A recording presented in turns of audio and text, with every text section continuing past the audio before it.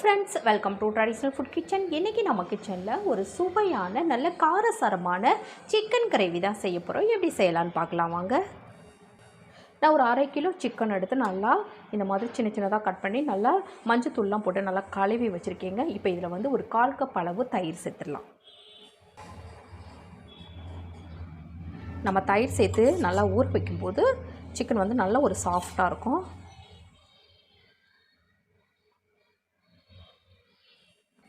அடுத்ததான் 2 டீஸ்பூன் அளவுக்கு இஞ்சி பூண்டு விழுது.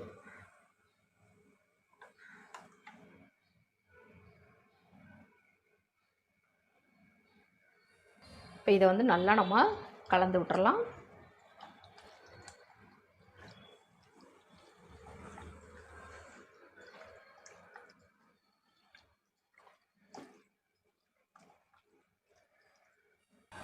பாருங்கள், தயிர் இஞ்சி பூண்டு விழுது எல்லாம் சேர்த்து சிக்கனோட நல்லா கலந்து விட்டாச்சு. இப்போ இது வந்து ஒரு 1/2 மணி நேரம் நல்லா ஊறட்டும். அதுக்குள்ளே இதுக்கு தேவையான மசாலாவை நம்ம ரெடி பண்ணிடலாம். இப்போ இதில் 1/2 டேபிள் ஸ்பூன் அளவுக்கு மல்லி விதை சேர்த்துடலாம். 1 டீஸ்பூன் அளவுக்கு சோம்பு சேர்த்துக்கலாம். நம்ம வந்து இதை வந்து அப்படியே ட்ரை ரோஸ்ட் தான் பண்ண போகிறோம். எண்ணெயெல்லாம் எதுவும் சேர்க்க வேணாம். 1 டீஸ்பூன் அளவுக்கு ஜீரகம், 3/4 டீஸ்பூன் அளவுக்கு மிளகு, ஒரு 8 வரமிளகாய். இது வந்து நல்ல காரமான வரமிளகாய், அதனால் நான் 8 வரமிளகாய் சேர்த்துக்கிறேன். அடுத்ததாக ஒரு பிரியாணி இலை, ஒரு பெரிய சைஸ் பட்டை, 2 பட்டையாக இருந்தால், சின்ன பட்டையாக இருந்தால் 2 சேர்த்துக்கோங்க. அடுத்ததாக 2 ஏலக்காய், அடுத்து ஒரு 4 கிராம்பு. நான் எடுத்துருக்க சிக்கன் அளவுக்கான மசாலா தான் நான் சேர்க்குறேன். கொஞ்சமாக கல்பாசி, இந்த அளவுக்கு போட்டால் போதும். கல்பாசி வந்து அதிகமாக சேர்த்துடக்கூடாது, கசப்பு தன்மை வந்துடும். அடுத்ததான் பாதி அன்னாசிப்பூ. இப்போ இது எல்லாத்தையுமே வந்து நம்ம நல்லா வறுத்துக்கலாம். நல்லா வாசனை வர்ற அளவுக்கு வறுத்து எடுத்துக்கலாம்.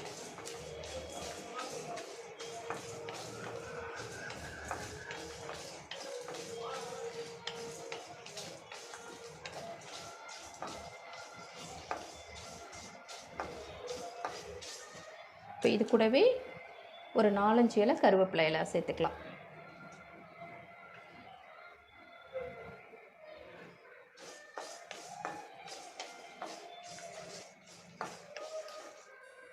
இப்போ நல்லாவே வறுப்பட்டுருச்சு.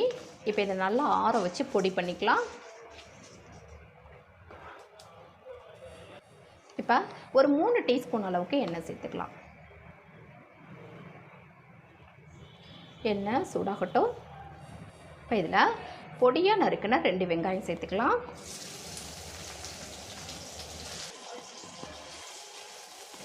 வெங்காயம் வந்து நல்லா வதங்கணும்.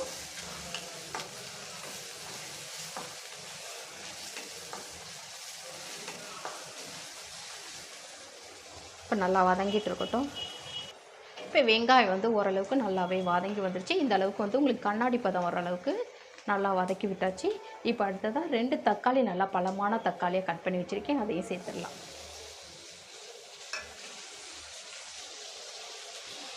கொஞ்சமாக கல் உப்பு. இப்போ இது நல்லா வதங்கட்டும் தக்காளியும்.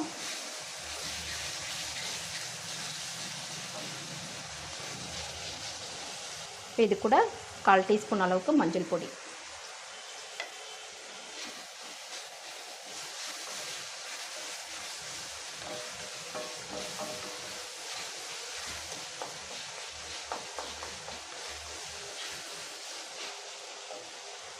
பாருங்கள். இப்போ நல்லாவே வெங்காயம் தக்காளி நல்லா வதங்கிருச்சு. இந்த அளவுக்கு வதங்கினாலே உங்களுக்கு போதுமானது. நம்ம சிக்கன் வேக வைக்கும்போது சேர்த்து நல்லாவே வெந்து வந்துடும். இப்போ வந்து நம்ம சிக்கன் ஊற வச்சு 1/2 மணி நேரத்துக்கு மேலே ஆகுது. இப்போ இதில் சேர்த்துடலாம். இந்த மாதிரி ஊற வச்சு செய்யும்போது உங்களுக்கு டேஸ்ட்டும் நல்லாயிருக்கும், அதே சமயத்தில் நல்ல ஒரு சாஃப்டாகவும் இருக்கும். இதை வந்து நல்லா இந்த எண்ணெயிலேயே ஒரு 2 நிமிஷம் நல்லா கலந்து விட்டுறலாம்.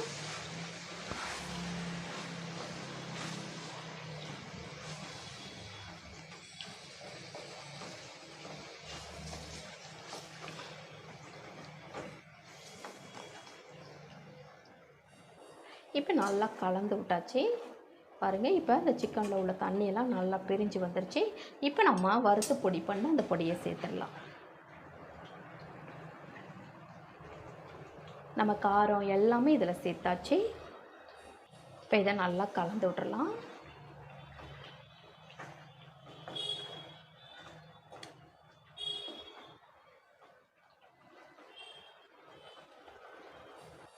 பாருங்கள், இப்போ நல்லா கலந்து விட்டாச்சு. இப்போ இதில் அதிகமாக தண்ணி சேர்க்காமல் ஒரு 1/4 கப் மட்டும் நம்ம தண்ணி சேர்த்துக்கலாம்.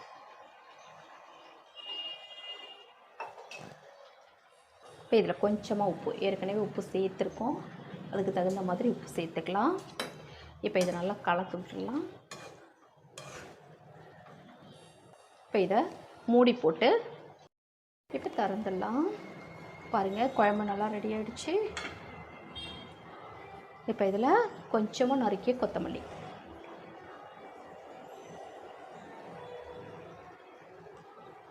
இதை நல்லா கலந்து விட்டுறலாம்.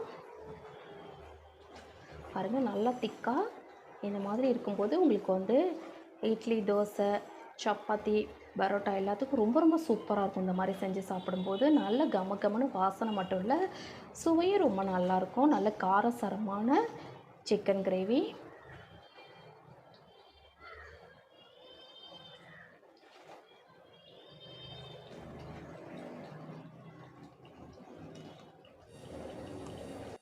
இப்போ ஸ்டவ் ஆஃப் பண்ணிடலாம்.